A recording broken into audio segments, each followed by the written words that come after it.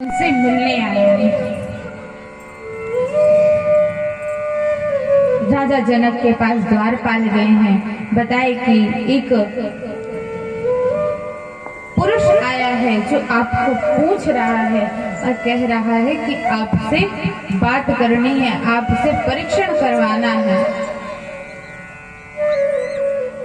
राजा जनक ने मना कर दिया कि उसे कह दो कि अभी मैं नहीं मिल सकता, अभी मैं व्यस्त हूँ।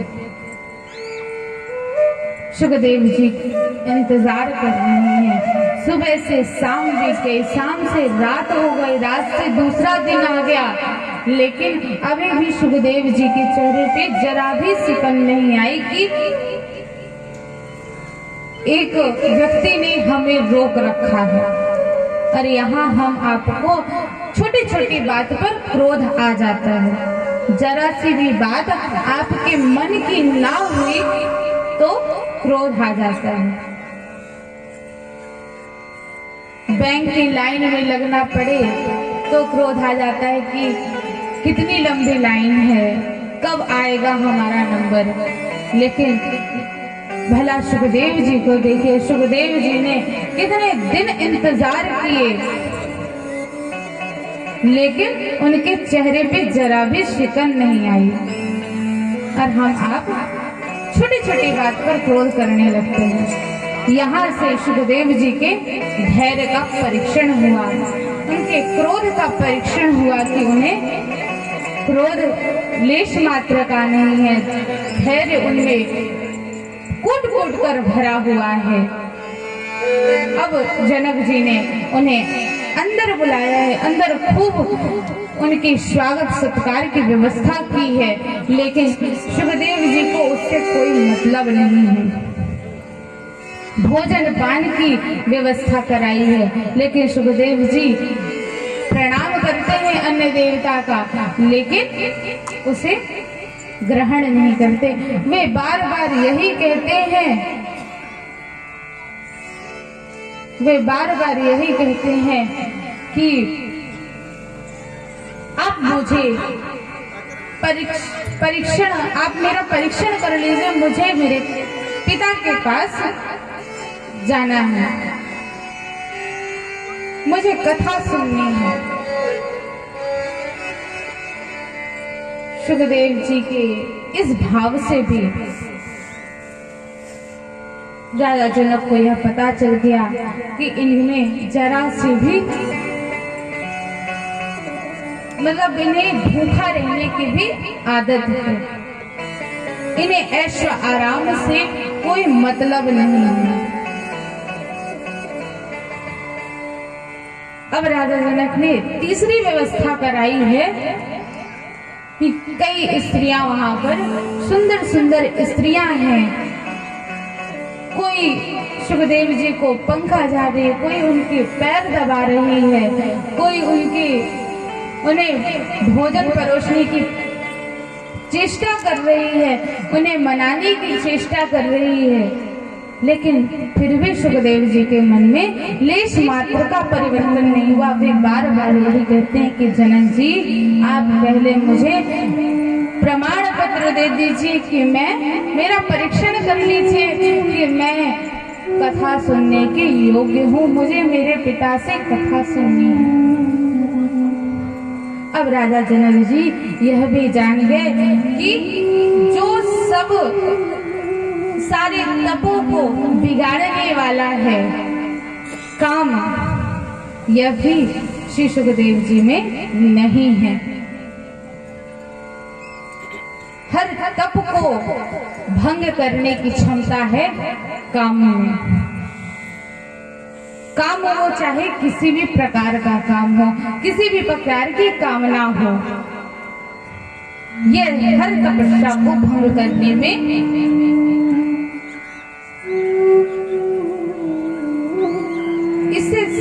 बड़े बड़े राजर्षि, बड़े बड़े तपस्वी,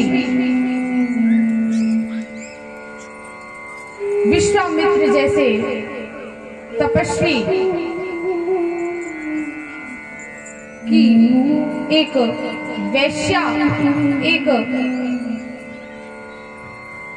अजामिल जैसे भक्त को एक वेश्या ने देख लिया और अजामिल जैसे भक्त डाकू अजामिल हो गए। उनके प्रेम में ऐसे पागल हो गए कि अपने सारा धन लुटा दिया और दूसरों के भी धन लूटने लगे। विश्वामित्र जी देवर्षि बनने के लिए तपस्या कर रहे थे, लेकिन वे राजर्षि ही बनकर रह गए। तो काम में इतनी शक्ति है कि वह सबकी तप को भंग करने वाला है। श्री सुखदेव जी सभी परीक्षण को पास करते हैं, सफल हो जाते हैं। जनक जी ने प्रमाण पत्र दिया है कि जाइए आप और अपने पिता से कह दीजिएगा कि आप परीक्षा में पास हो गए, सफल हो गए। सुखदेव जी अपने पिता के पास आए हैं। श्री सुखदेव जी को वेदव्यास जी ने कथा सुनाई है। अब कथा यह आती है कि सुखदेव जी का तो जन्म हो गया, लेकिन यह जो परीक्षित नाम आता है, जिससे यह सप्ताह ज्ञान यज्ञ का आयोजन होने लगा, सप्ताह ज्ञान यज्ञ की विधि जिनके द्वारा हुई, ऐसे परीक्षित की कथा शनकादि ऋषि जानना चाहते हैं। श्री सूत जी महाराज से यह प्रश्न करते हैं कि हमें कृपा करके उस परीक्षित की कथा सुनाइए जिन्हें सर्वभूत हृदय श्री सुखदेव जी ने कथा सुनाई है। अब श्री सूत जी महाराज परीक्षित जी की कथा श्रवण कराते हैं। इधर महाभारत का युद्ध पूरा हो चुका है, सारे कौरव मारे गए हैं। उनमें से सिर्फ दुर्योधन बचा है, जो कि अधमरा पड़ा हुआ है, ना वह मर सक रहा है ना वह जी पा रहा है, इतनी वह कष्ट में तड़प रहा है। और इधर पांडव सारे जीवित हैं। दुर्योधन के पास अश्वत्थामा आए हैं। अश्वत्थामा ने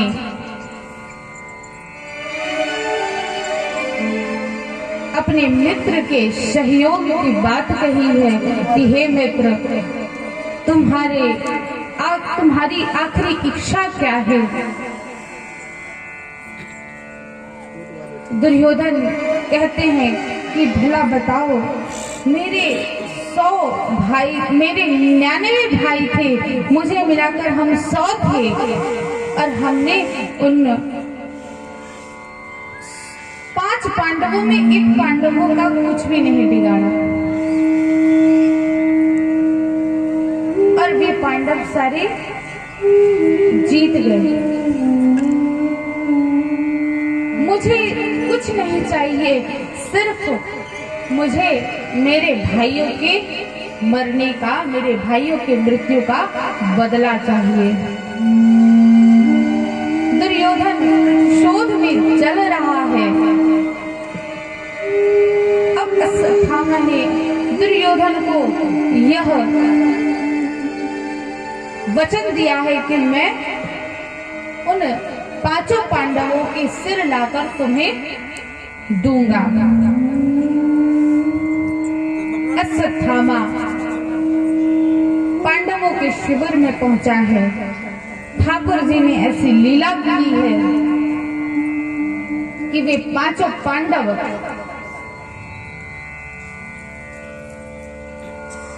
शिविर से बाहर गए हुए थे। पांडवों की जगह पर उनके 5 पुत्र लेटे हुए थे, जिन्होंने सर से चादर ओढ़ रखी थी। अश्वत्थामा ने देखा नहीं और उन 5 पुत्रों को, 5 पुत्रों के सर काट कर ले गया। देखा नहीं और दुर्योधन के सामने ले जाकर रख दिया। बोले लो, मैंने तुम्हारे भाइयों का प्रतिशोध ले लिया है।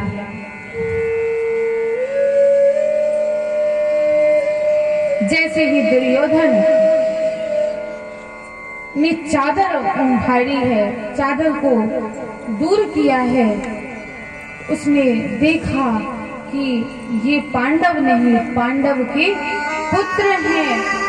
दुर्योधन तो वैसे भी दुख में मर रहा था, अब तो उसके दुख का पारावार नहीं है।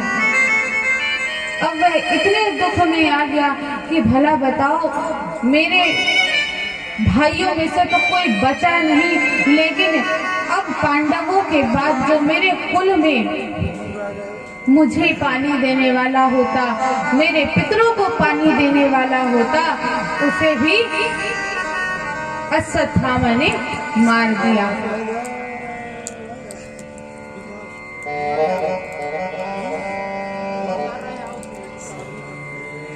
दुर्योधन अपने मित्र अश्वत्थामा को बहुत जोर से डांटता है कि तुमने यह क्या किया, अब तो मुझे भी पानी देने वाला कोई नहीं बचा, हमारे कुल का तुमने नाश कर दिया, हमें निर्वंशी कर दिया।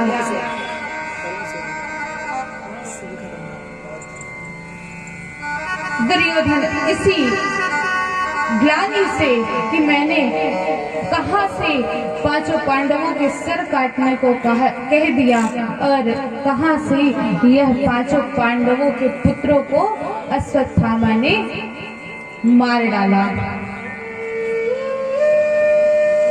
अब दुर्योधन उसी तड़प में मर गए। इधर अश्वत्थामा ने मार दिया है पांचों पांडवों के पुत्रों को। यह अर्जुन को पता चला। अर्जुन ने घसीट कर अश्वत्थामा को लाया है और द्रौपदी के चरणों में गिरा दिया और द्रौपदी से पूछा कि बताओ मैं क्या करूं इसके साथ, क्योंकि यह छोड़ने योग्य तो नहीं है, तुम जैसा कहोगी मैं इसकी वैसे मृत्यु करूंगा, क्योंकि मृत्यु तो मुझे इसे देनी है, लेकिन किस तरीके से इसकी मृत्यु करनी है यह तुम बताओ, क्योंकि इसने तुम्हारे पुत्रों को मारा है।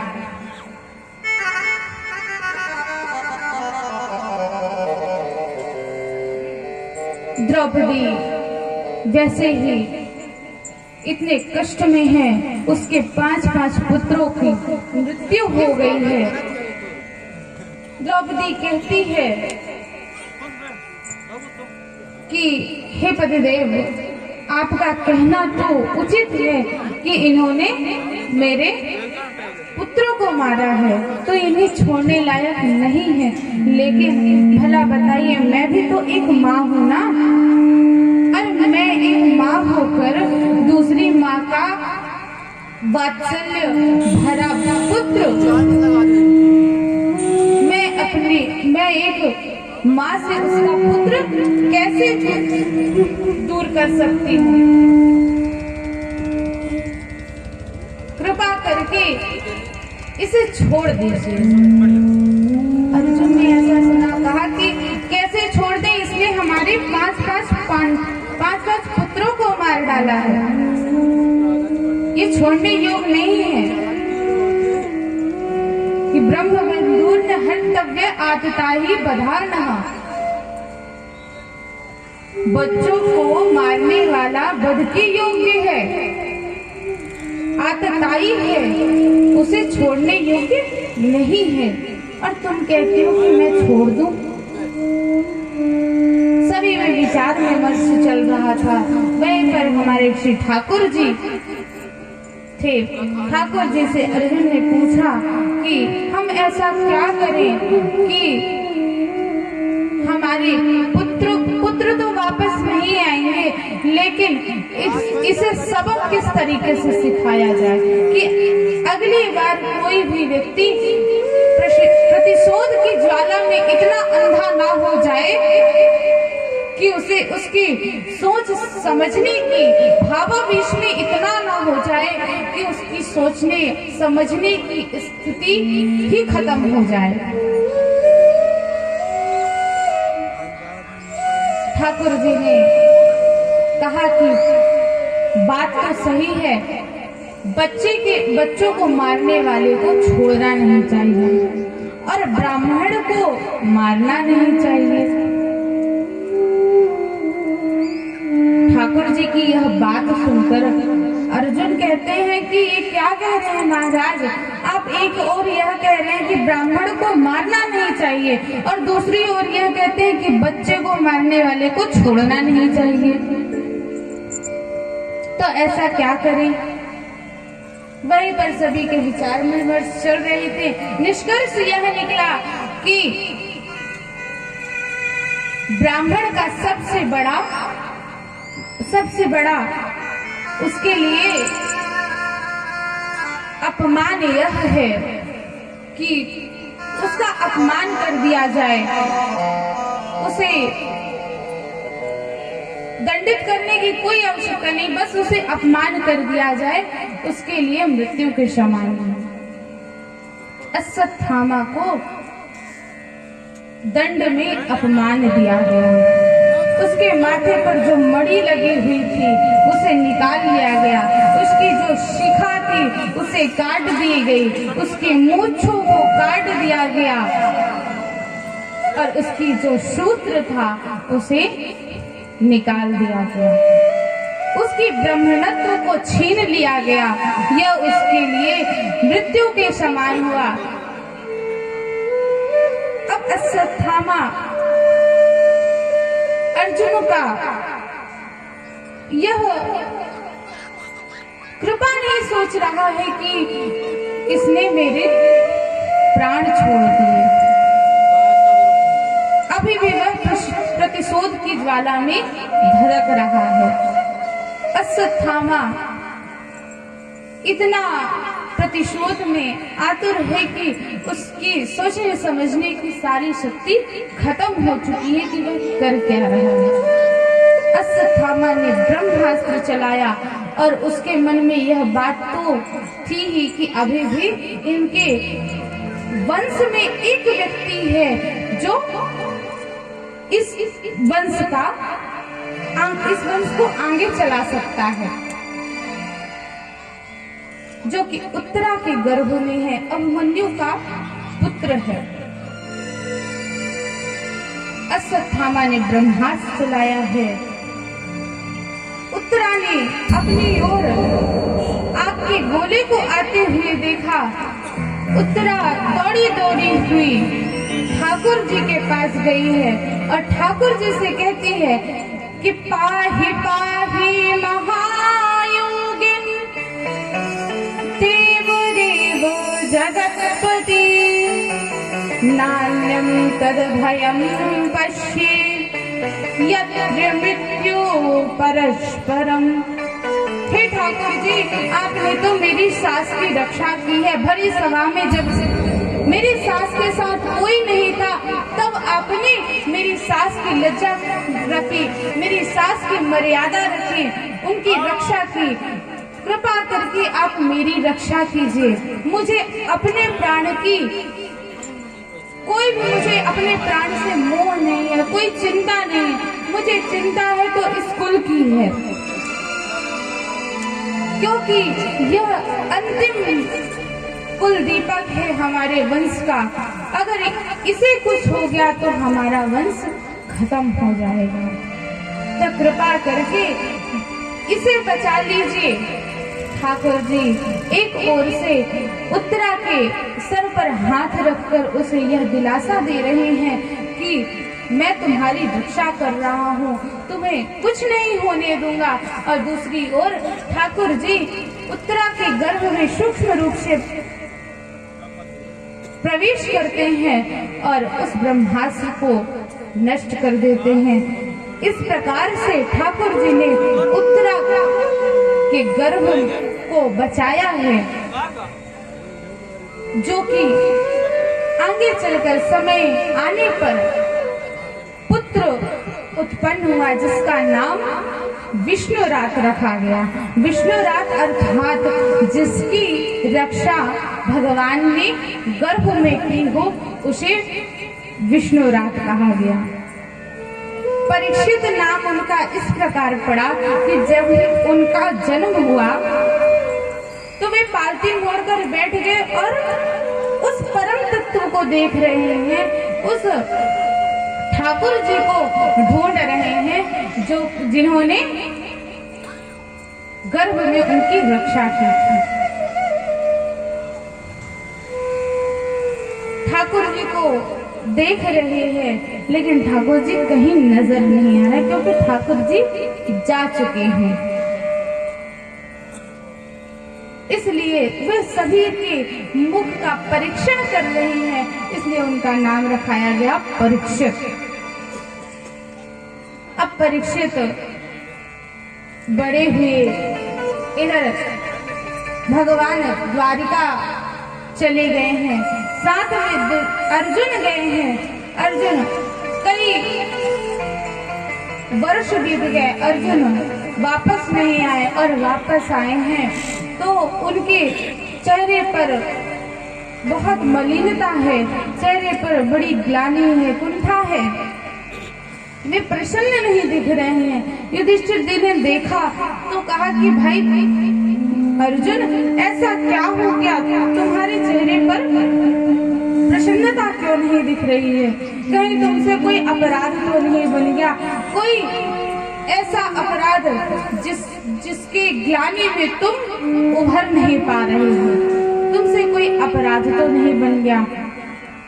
अर्जुन कुछ कह नहीं रहे हैं, सिर्फ उनके आंखों से अश्रुधारा बह रही है। युधिष्ठिर घबरा रहे हैं कि ऐसा क्या हो गया कि अर्जुन की यह दशा है।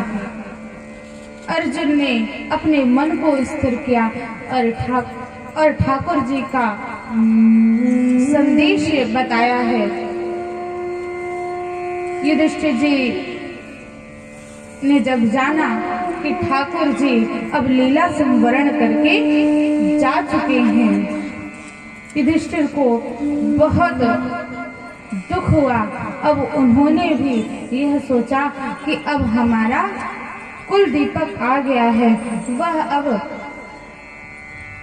हमारे राज्यपाट को संभालेगा, अब हमारे रहने की कोई आवश्यकता नहीं। युधिष्ठिर अपने कुल दीपक परीक्षित को, अपने नाती को राज्यपाट देकर स्वर्गारोहण करके चले जाते हैं पूरे परिकर को लेकर। इधर परीक्षित जी सारे राज्यपाट को संभाल रहे हैं, बड़े ही कुशल राजा हैं परीक्षित जी। एक बार कुशल राजा की यह लक्षण होते हैं कि वह अपने प्रजा का दुख सुख जानने कि उसकी प्रजा कैसी है।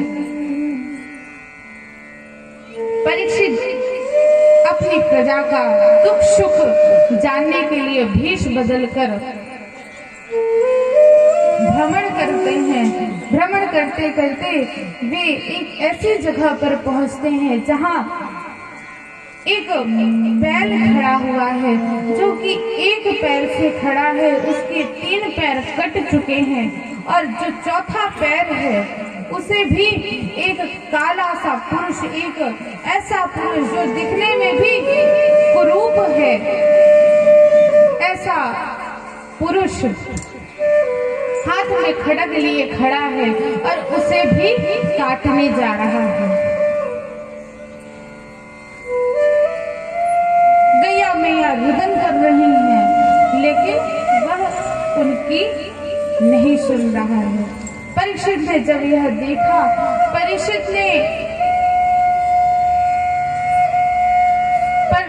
को उनके दादा ने यह उपदेश दिया था कि कभी भी गौ माता का अपमान होते मत देखना, और शरण में अगर कोई व्यक्ति आ जाए तो उसे अभय दान दे देना। और तीसरा उपदेश यह दिया कि कभी किसी नारी का अपमान मत होने देना। जब परीक्षित जी ने यह देखा कि गैया मैया के वंश को नष्ट किया जा रहा है, तो परीक्षित जी दंडित करने के लिए उस कुरूप पुरुष पर प्रहार करने के लिए जैसे ही जाते हैं, वह पुरुष परीक्षित जी के चरणों में गिर जाता है, शरणागत हो जाता है। और क्योंकि परीक्षित के पूर्वजों ने यह उन्हें उपदेश दिया था कि शरण में आए हुए व्यक्ति को कभी भी दंड मत देना, अभय दान दे देना, इसलिए परीक्षित दंड तो नहीं देते लेकिन क्रोध बहुत करते हैं और उस व्यक्ति से यह पूछते हैं कि तुम हो कौन। वह व्यक्ति बताता है कि महाराज, मैं कलियुग हूँ और अब मेरा समय आ गया है, अब मुझे यहाँ रहना है, मुझे स्थान दीजिए भगवान। परीक्षित ने 4 स्थान दिए हैं कि जहां पर जुआ खेला जाता हो, जहां पर इस पर स्त्री गमन किया जाता हो, जहां पर भ्रष्टाचार हो, अनाचार हो, व्यभिचार हो, ऐसे 4 स्थान दिए हैं। परीक्षित की यह स्थान को सुनकर कलियुग कहता है कि भगवान, आपने मुझे इतने गंदे गंदे स्थान क्यों दिए हैं? क्या ऐसे स्थान पर कोई व्यक्ति रहना चाहेगा? अरे जरा मेरे गुण को तो ध्यान दिया होता आपने। परीक्षित जी ने कहा कि मैं तुम्हारे गुण के अनुरूप ही तुम्हें स्थान दे रहा हूँ, नहीं तो तुमने तो ऐसा कार्य किया है कि मैं तुम्हें मार ही डालता, क्योंकि तुम शरण में आए हो और मेरे पूर्वजों का यह उपदेश है कि शरण में आए हुए व्यक्ति को कभी भी दंडित नहीं करना चाहिए, इसलिए मैंने तुम्हें छोड़ दिया है। लेकिन तुम अभी भी मुझसे यह कह रहे हो कि मैंने तुम्हारे साथ गलत किया है, तुम्हें गलत स्थान दिए हैं, जैसे तुम्हारे कार्य हैं मैंने उसी के अनुरूप तुम्हें स्थान दिया है। कलियुग कहता है कि हे भगवान, आपने एक बार तो मेरे स्वभाव को जाना होता, आपने तो सिर्फ मैं जितना बाहर से दिख रहा हूँ उसी के अनुरूप आपने मुझे स्थान दे दिया है। एक बार तुलसी बाबा से तो आपने पूछा होता कि मेरा गुण क्या है, कि कलिकर एक पुनीत प्रतापा मानस पुण्य हो ही नहीं पाता। कलिकर एक पुनीत प्रतापा मानस पुण्य हो ही नहीं पाता। कलयुग समयुग आने नहीं रामा, जानर कर दी हंस सिया गाई राम बोल मन विमल रामा, भवतर बिनहि प्रयास सिया। कलियुग का ऐसा स्वभाव है कि जो और किसी युग में नहीं हो सकता।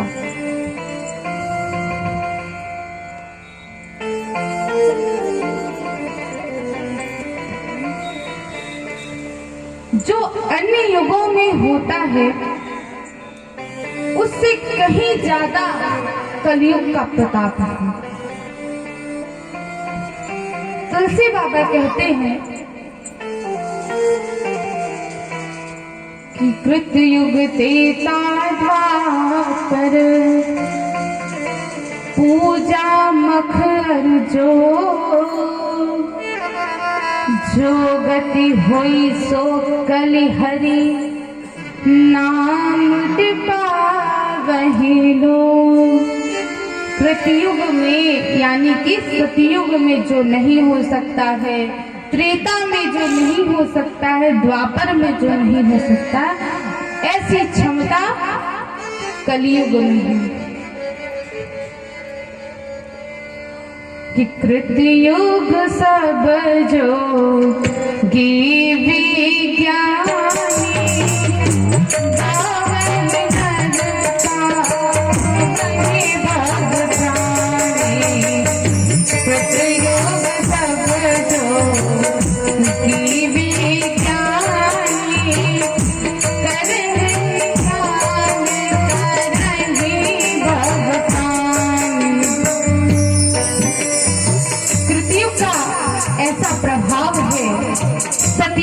ऐसा प्रभाव है कि जिसमें योग से ही भगवान मिलते हैं, तप से ही भगवान मिलते हैं, और किसी से भगवान को पाने की व्यवस्था नहीं है, पाने का उपाय नहीं है। सतयुग में मनुष्य रूपा ने जब तप किया तब भगवान उन्हें त्रेता में मिले हैं।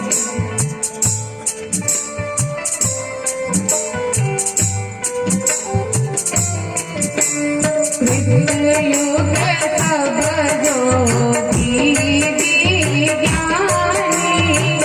करे जान तरहि भगवानी, द्वापर करी रघुपति पद पूजा, निर्भव तरहि आयन दूजा।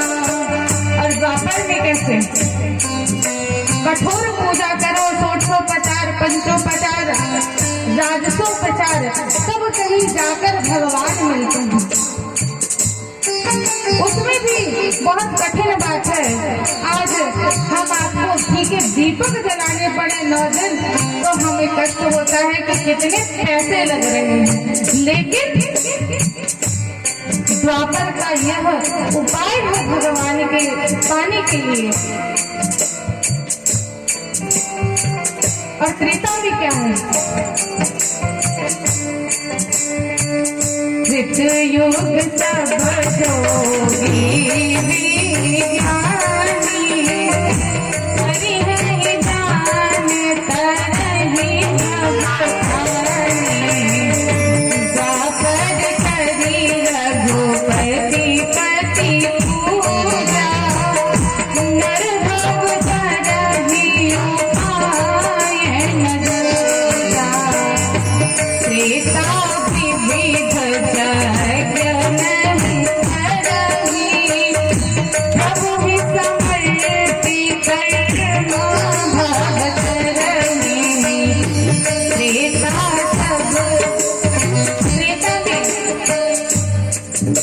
यज्ञ करने का उपाय है। भगवान दशरथ जी को कब मिले? जब उन्होंने पुत्रेष्टि यज्ञ किया। यहाँ तो सप्ताह ज्ञान यज्ञ करने में कथा सत्यनारायण की भी सुननी हो, एक दिन की भी सुननी हो तो मन घबराता है कि कैसे होगा, क्या होगा, कितने पैसे लगेंगे, क्या मन में खूब मंथन होता है कि करे ना करे, करे ना करे।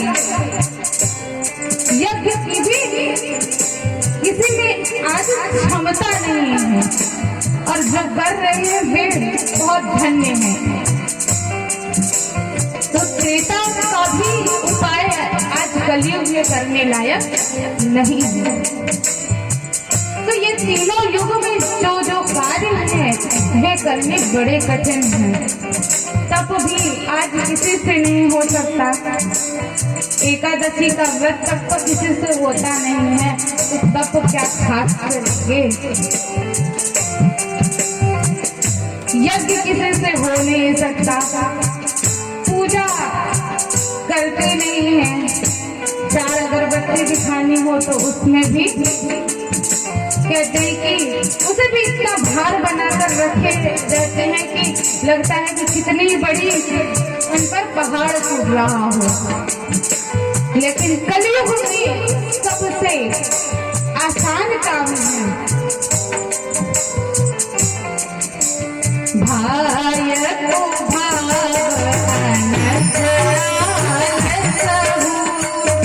नाम जपत मंगल दीप्ति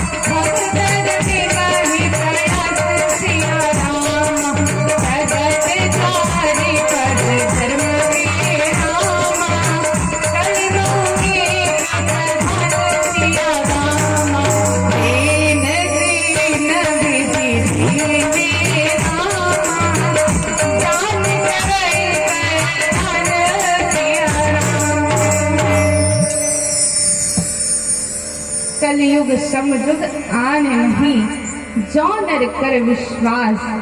गाय राम गुण गण विमल, भवतर बिना ही प्रयास।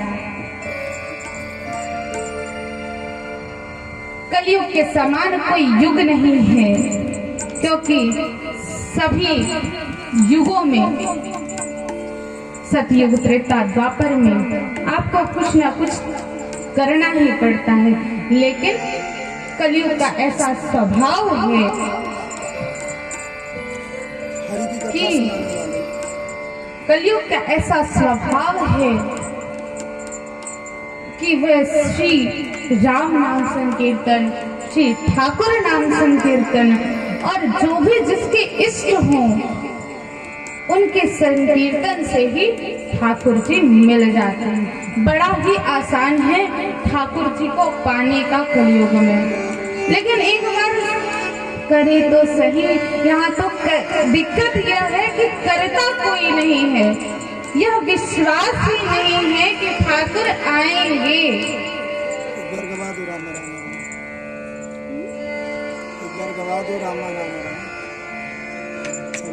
आइए हम सब थोड़ा राम नाम संकीर्तन कर ही लेते हैं। हरे राम राम राम सीता राम राम राम, हरे राम राम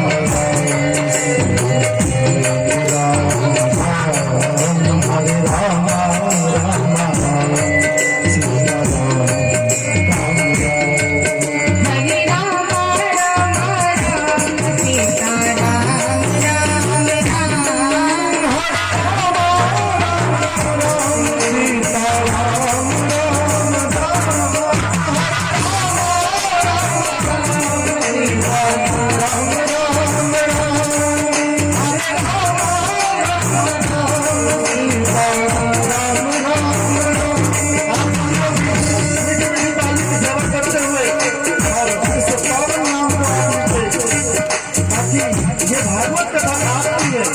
आपके लिए।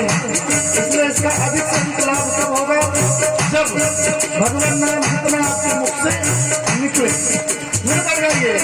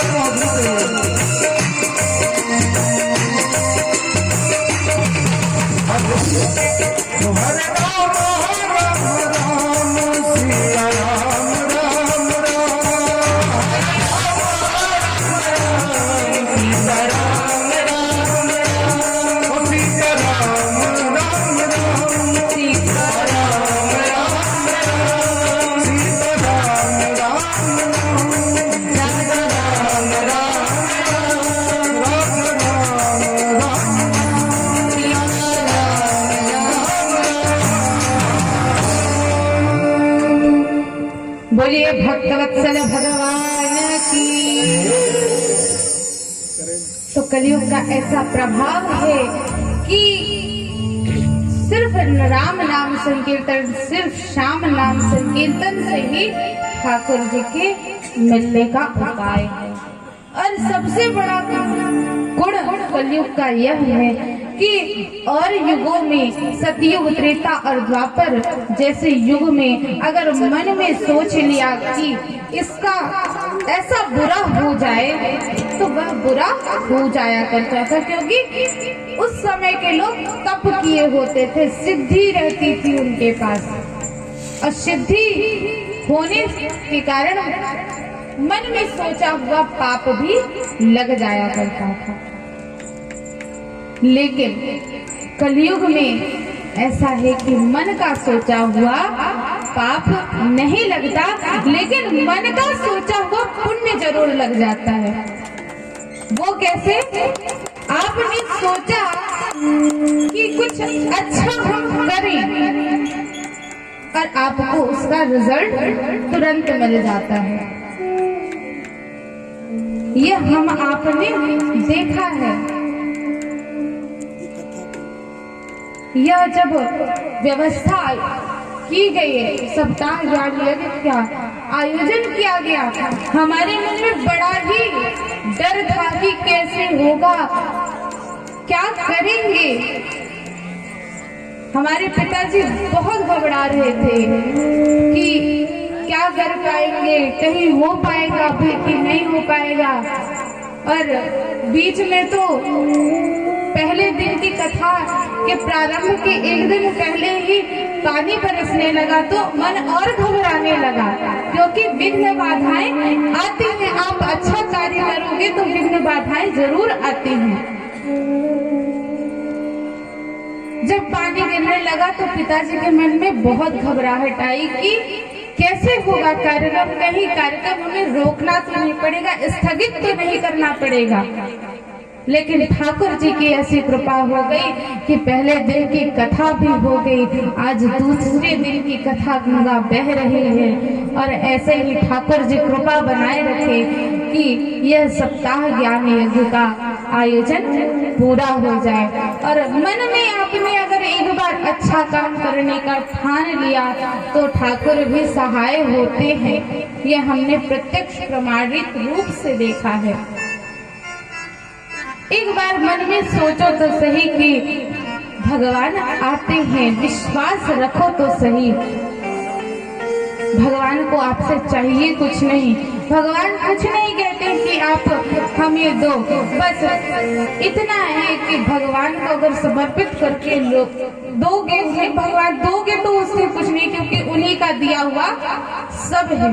लेकिन एक बार उनकी कृतज्ञता आप ज्ञापित कर दो तो उस परम पिता को बहुत अच्छा लगता है। तो इस प्रकार से कलियुग ने अपना स्वभाव परीक्षित जी को बताया है।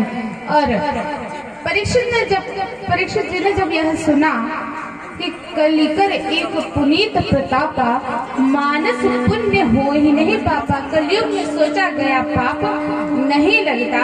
जब यह सुना तो परीक्षित जी को तो लगा कि यह तो सोने जैसा स्वभाव है, ऐसा स्वभाव किसका हो सकता है जो भगवान के नाम को लेने पर प्रेरित करे और भगवान को मिलाने का उपाय हो। परीक्षित जी ने कहा कि तुम्हारा स्वभाव तो स्वर्ण के समान है। अब कलयुग तो इस फिराद में था कि उसे कुछ अच्छी चीज मिले। परीक्षित जी से कलयुग ने कह दिया कि अच्छा महाराज, आपने मुझे स्वर्ण के समान स्वभाव कहा है, आप मुझे सोने में ही स्थान दे दीजिए। परीक्षित इतने आनंदित थे और आनंद में इतने मगन थे, इतने भावावेश में थे कि उन्होंने कह दिया तथास्तु, जाओ तो स्वर्ण में तुम्हारा स्थान है। देखिए, भावावेश में कभी भी कोई ऐसा कार्य हम ना करें कि जिसके कारण हमें पछताना पड़े। थोड़ी शांति व्यवस्था बनाए रखें। कथा गंगा सिर्फ 20 मिनट ही चलेगी, उसके बाद आप सभी अपने कार्य कर लीजिएगा।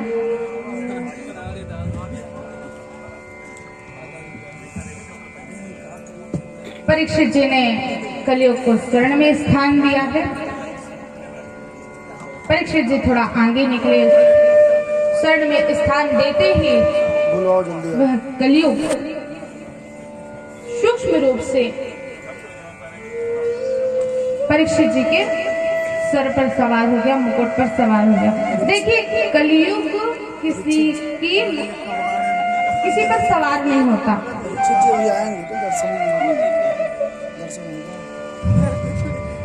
कलियुग कभी किसी की कुछ नहीं बिगाड़ता है। कलियुग सिर्फ बिगाड़ता है तो विचारों को, मति को दूषित करता है कलियुग। और कलियुग किसी का कुछ नहीं बिगाड़ता, जो कि राजा परीक्षित जी की बिगाड़ दी कलियुग ने। आगे कलियुग जब सवार हो गया, परीक्षित जी आगे चले, शमीक ऋषि का आश्रम दिखा। शमीक ऋषि ध्यान में बैठे हुए थे राजा परीक्षित के सर पर, क्योंकि कलियुग सवार हो चुका था। तो उनके मन में सिर्फ नकारात्मक भाव ही जागृत हो रहा था, वे सकारात्मक नहीं था। जो परीक्षित हमेशा संतों का सम्मान करते थे, आज वही परीक्षित को यह लग रहा है कि यह संत मेरे सामने ढोंग कर रहा है तपस्या करने का। और तपस्या करने का ढोंग कर रहा है। इस परीक्षण के लिए परीक्षित जी ने ऐसा कार्य किया कि जो कि बहुत ही अपमानजनक हुआ। सामने एक सांप की केचुली पड़ी हुई थी। परीक्षित ने तीर से उठाया और शमीक ऋषि के गले पर डाल दिया और वहां से चल दिया।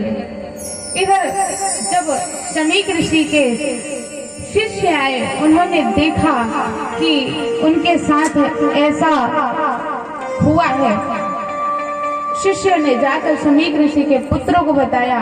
पुत्र सरोवर में स्नान कर रहे थे, उन्होंने तुरंत जल लिया और जल लेकर ही यह प्रतिज्ञा की, यह शाप दिया कि जाओ जो भी हो, क्योंकि उन्हें पता नहीं है कि कौन व्यक्ति था, क्योंकि राजा परीक्षित भेष बदल कर गए थे, उन्हें पता नहीं था कि यह कौन है। शमीक ऋषि के पुत्र ने हाथ में जल लिया और यह शाप दे दिया कि जाओ जो भी मेरे पिता का अपमान करके गया हो, उसे इसी जिसकी केचुली मेरे पिता के गले में डाली गई है, इसी जाति के सर्प से उसकी 7 दिन पश्चात मृत्यु होगी।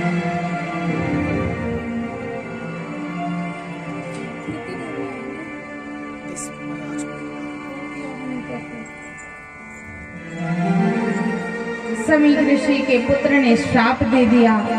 इधर परीक्षित जी अपने राजमहल में पहुंचे हैं। शमीक ऋषि को पता चला, उन्होंने ध्यान लगाया कि परीक्षित जी से ऐसा अपराध हो चुका है।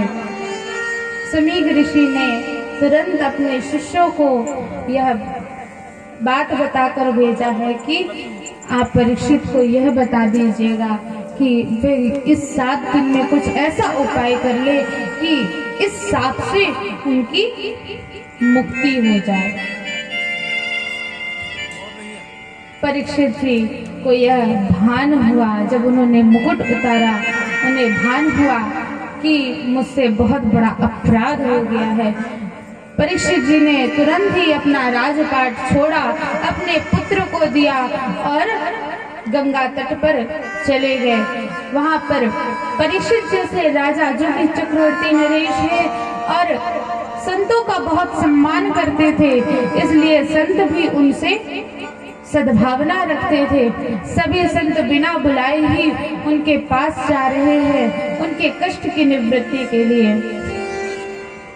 लेकिन अभी भी कोई ऐसा उपाय नहीं निकला है कि जिससे 7 दिन में परीक्षित जी की उस श्राप से मुक्ति हो सके। उसी समय सभी ऋषि आए हुए हैं, उन्हीं में हमारे श्री सुखदेव जी महाराज पधारे हुए हैं। आइए हम सब उनका स्वागत करते हैं।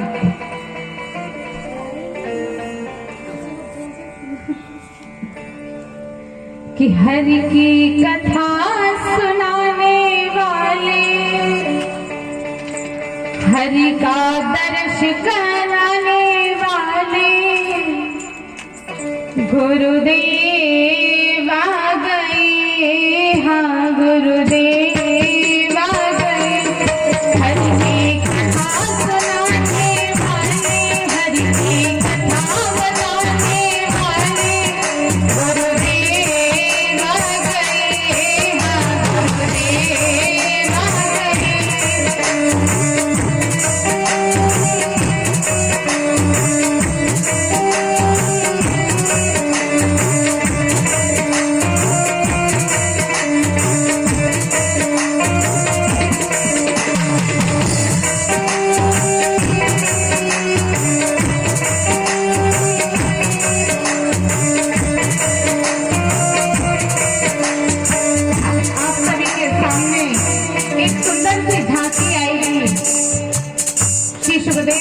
महाराज और परीक्षित जी महाराज के रूप में आप सभी उस झांकी का आनंद लीजिएगा।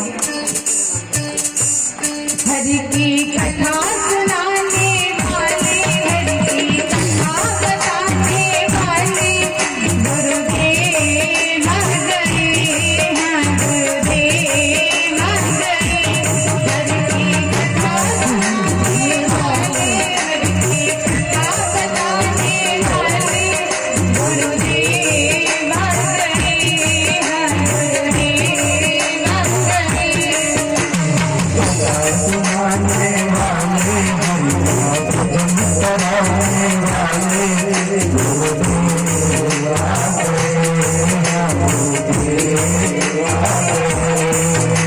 परीक्षित जी भटक रहे हैं वन वन में, ढूंढ रहे हैं कि कोई उन्हें मिल जाए जो कि उनकी इस शाप से मुक्ति दिला दे, लेकिन कोई उन्हें मिल नहीं रहा है। उसी समय श्री सुखदेव जी उनके बीच आते हैं।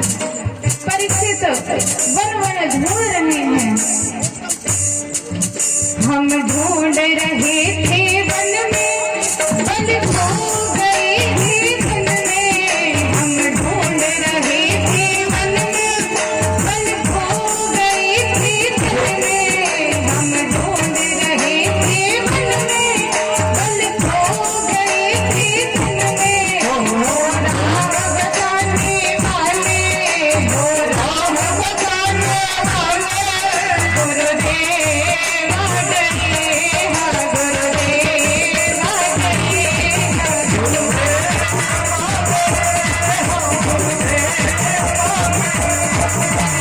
कथा सुनाने वाले, हरि की कथा बताने वाले गुरुदेव आ गए हैं, गुरुदेव आ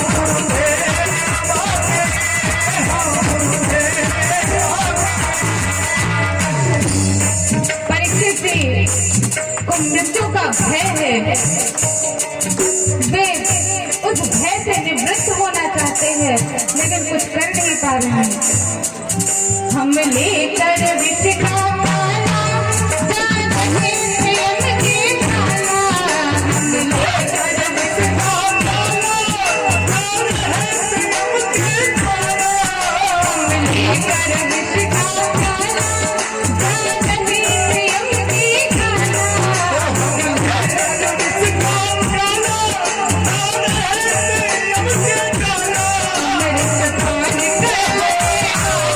अमृत पान कराने वाले गुरुदेव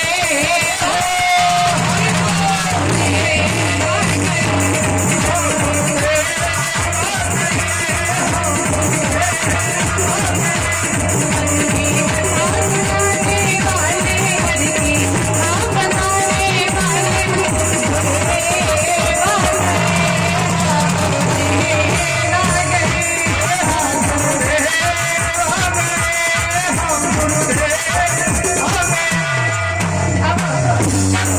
सुखदेव जी को आते परीक्षित जी से देख लिया, तब उनकी वंदना किस प्रकार करते हैं। हम घट घट अंतर्यामी, हम मन में और अभिमानी। हम घट घट अंतर्यामी, हम मन में और अभिमानी। हम घट घट अंतर्यामी, और हम मन और अभिमानी। हम घट घट अंतर्यामी, हम मन में और अभिमानी। अब दर्द कराने वाले, अब दर्द कराने वाले, अब दर्द कराने वाले, अब दर्द कराने वाले गुरुदेव आ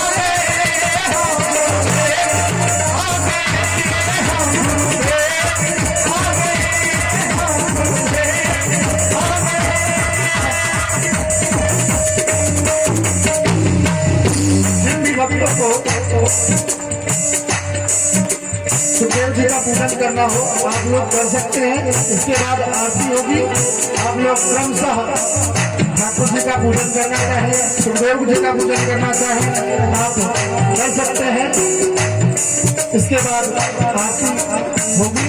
अतः जो भी पूजन करना चाहे श्रद्धालु भक्त अपने स्थान से उठकर और पूजन करते रहेंगे और भजनों का भी आनंद लेते रहेंगे। इसके बाद आरती होगी और हमारे बीच में राव साहब बैठे हुए हैं। आपकी बड़ी इच्छा है कि एक भजन आप इस दरबार की सेवा में गाना चाहेंगे।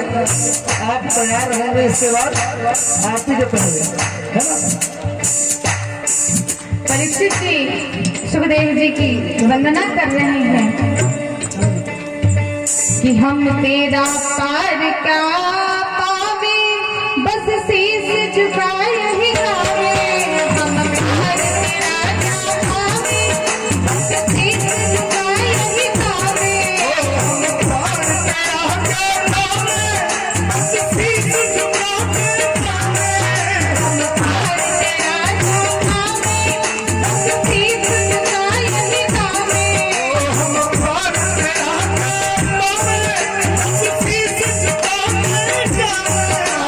ज्ञान कराने वाले,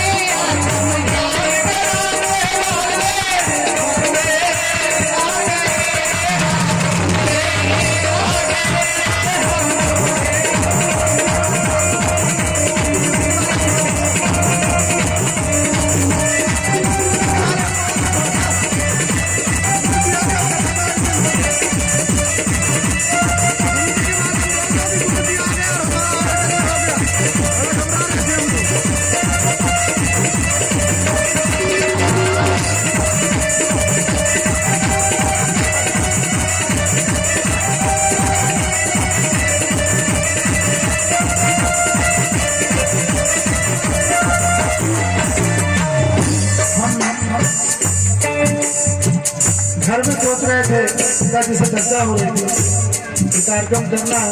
पिताजी घबरा रहे थे और अचानक से छोटी बहन है हमारी श्रद्धा, इसने कहा गुरुदेव को बुला लो, सब हो जाएगा। और आज गुरु जी की कृपा है कि आप हम इस प्रांगण में बैठे हैं और गुरु जी की कृपा से यह कार्यक्रम हो रहा है। हम पार तेरा क्या पावे, बस शीश झुकाए ही गावे। हम पार तेरा क्या पावे, बस शीश झुकाए ही गावे। पार तेरा क्या पावे, बस शीश झुकाए ही गावे। हम पार तेरा क्या पावे, बस शीश झुकाए ही गावे।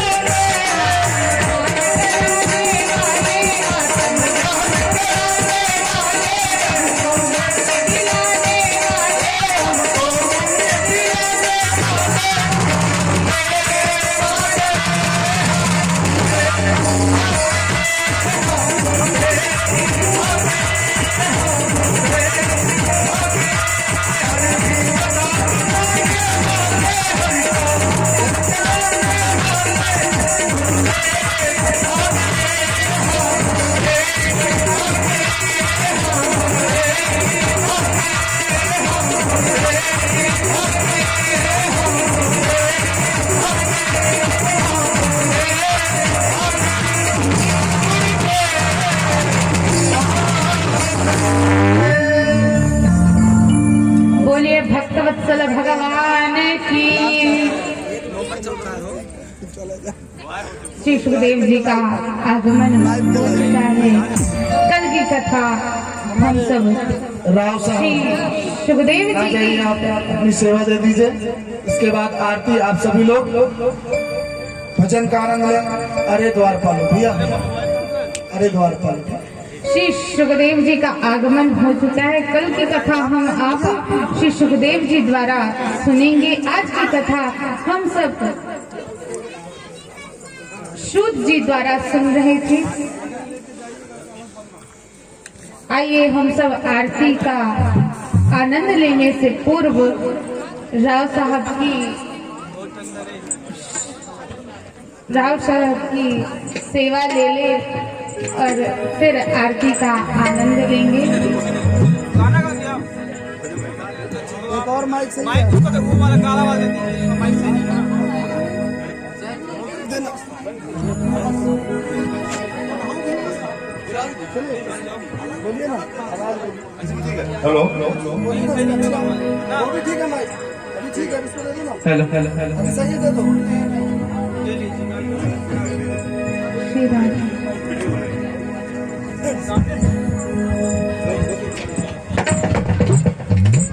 श्रीमद् भागवत कथा में पधारे हुए समस्त भक्त वत्सल को सत्संग नमन करते हुए, परिचन कर्ता को सत्संग नमन करते हुए, यज्ञ भगवान को सत्संग नमन करते हुए, मैं एक बहुत ही प्रचलित भजन अभी है लखबीर सिंह लखा के, अरे द्वार पालो भैया से कह दो।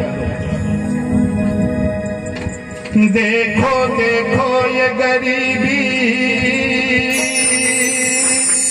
ये गरीबी का हाल, कृष्ण के दर पे विश्वास लेके आया हूँ।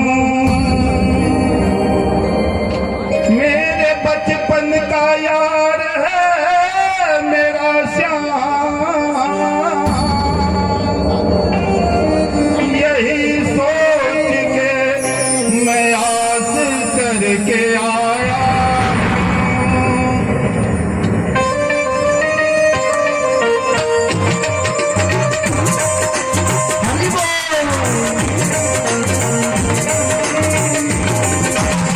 अरे द्वार पालो कन्हैया से कह दो, अरे द्वार पालो कन्हैया से कह दो।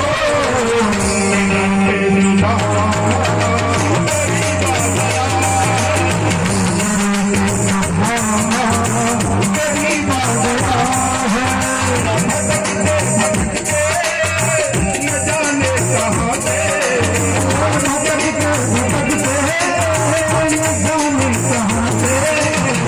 तुम्हारे महल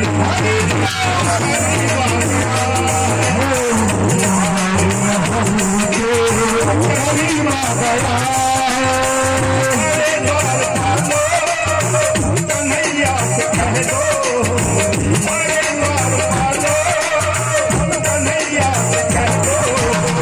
ये दर पे सुना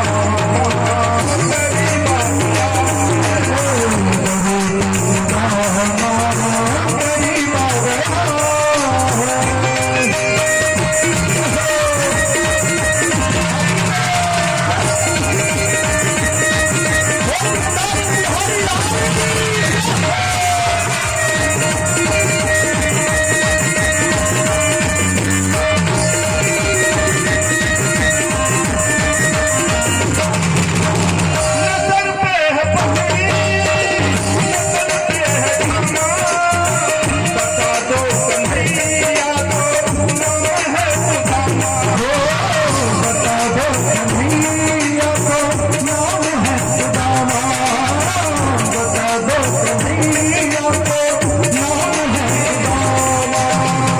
नजर पे है नजर, तन पे है दामा, बता दो कन्हैया नजर पे है पगड़ी, नजर पे है दामा, बता दो कन्हैया को नाम है सुदामा, बता दो कन्हैया को नाम है सुदामा। तुम एक बार मोहन जा करके कह दो, तुम एक बार मोहन सजा करके कह दो, ये मिलने सखावत नसीबा गया, मिलने सखावत नसीबा गया है। अरे द्वार पालो कन्हैया से कह दो, अरे द्वार पालो कन्हैया से कह दो। ये दर पे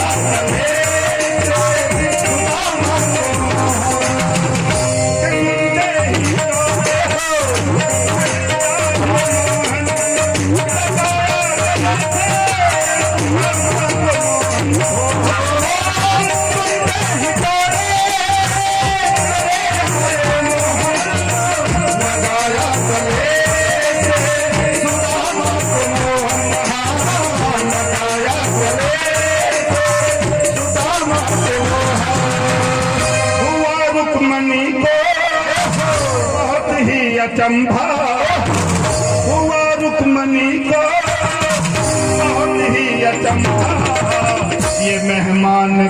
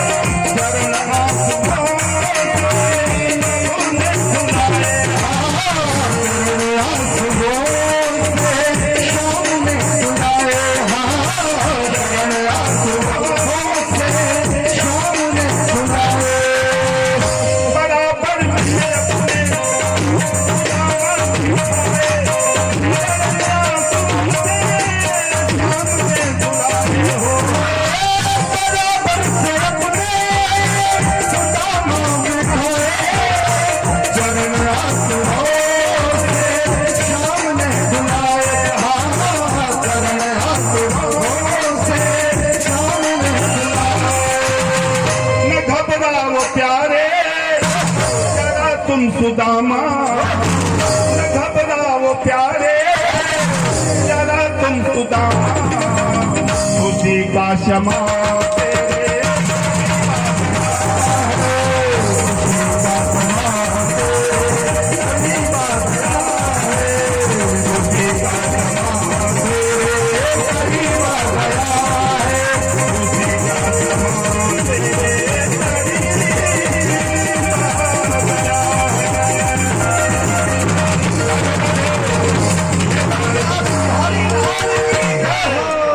महाराज की धन्यवाद।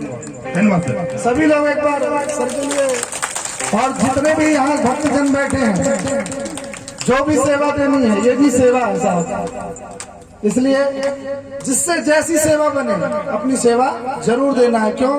क्योंकि ये यज्ञ है। जैसे ठाकुर जी ने अपने इकन्नी उंगली में गोवर्धन जी को धारण किया था और सभी ने अपनी अपनी लाठी लगाई थी। ये ध्यान रखिए, सबको अपनी अपनी लाठी लगाना है, जिससे जैसा बने। करने वाले तो वो बैठे मालिक है ना, जिससे जो सेवा बने। पर मुझे जरूर एक बार सूचित कर दीजिएगा। आज सुबह सर से मुलाकात हुई, बोले हमको सेवा देनी, हमने कहा बिल्कुल दीजिए, आपका यज्ञ। बोले बाके बिहारी लाल की जय। आइए आप सभी,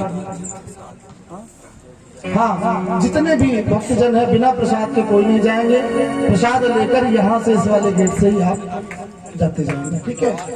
और सभी लोग आरती में खड़े हो जाए अपने स्थान पर, और इसके बाद जो है आप लोग प्रसाद लेकर जाएंगे। बोले वृंदावन बिहारी लाल की जय, श्रीमद् भागवत महापुराण की जय। हरि ओम मिदगुं हरि परमं में अस्तुत सबीरगुं सर्वगणगुं स्वस्ते आत्मसनि प्रजासनि पशुसनि लोकशन्य भयसनि अग्निः प्रजां बहुलां में करोत्पन्नं वयोरेतो असमासु दत्ता। ओम चंद्रमा मनसो जात सखो सूर्यो अजायत श्रोत्रात्मा दुष्मनावश्य मुखात्तमिरधायत इदगुं हरि परमं में सबीरगुं सर्वगणगुं स्वस्ते आत्मसनि प्रजासनि पशुसनि लोकशन्य भयसनि अग्निः प्रजां बहुलां में करोत्पन्नं वयोरेतो असमासु दत्ता। बोले वृंदावन बिहारी लाल की।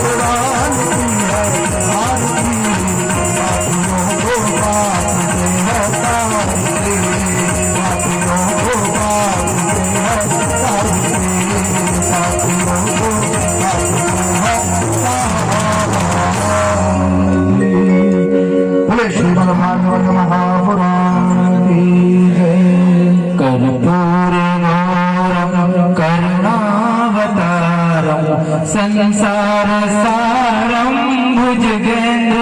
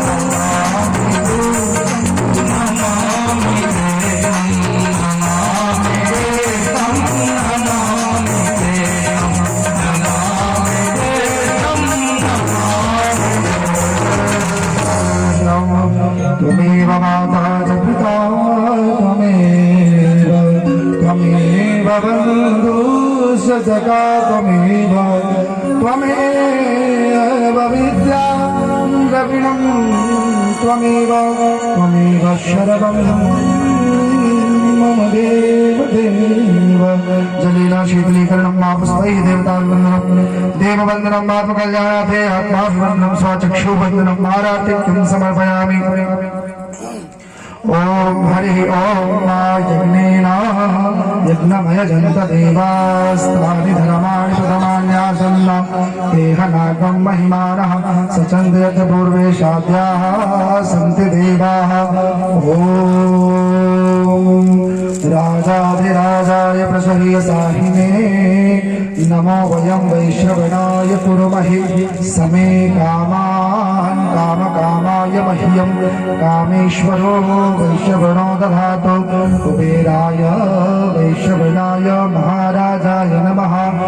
ओम स्वस्ति साम्राज्यं भोज्यं स्वराज्यं वैराज्यं पारमेष्ठ्यं राज्यं महाराज्यमाधिपत्यमयं समन्तपर्यायी शात्र सर्वभौमः सर्वायुख अन्तारापराधात् पृथिव्यै समुद्रपर्यन्तायाः एकराडिति तदप्येतश्लोको विघीयतः मरुतः परिवेष्टारो मरुतस्य वसनगृहे आविच्चितस्य कामग्रे विषवे देवासवासद इति। ओम विश्वातचक्षुरुता विश्वात ओम मुखो विश्वात ओम बाहुरुता विश्वात स्वात सम्बाहुव्यान्तमति सम्बाधुरैर्ध्यावा भूमिः जनयन् देव एकः। ओम एकदन्ताय विद्महे वक्रतुण्डाय धीमहि तन्नो दन्ति प्रचोदयात्। ओम गणाम्बिकायै च विद्महे परमसिद्ध्यै च धीमहि तन्नो गौरी प्रचोदयात्। ओम नन्दनन्दनाय विद्महे वासुदेवाय धीमहि तन्नो कृष्णः प्रचोदयात्। ओम वृषभानुजायै च विद्महे कृष्णप्रियायै च धीमहि तन्नो श्रीराधा प्रचोदयात्। वेदवेदाय विद्महे पंचमवेदाय धीमहि तन्नो भागवत प्रचोदयात्। हरि ओम तत्पुरुषाय विद्महे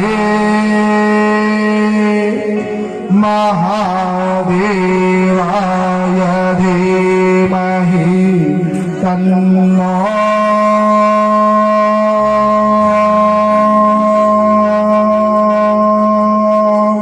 रुद्रः प्रचोदयात्। सेवन्तिकावकुलचम्पकपाटलाब्जैः पुन्नागजात करवीररसाल पुष्पैः विलवा प्रभा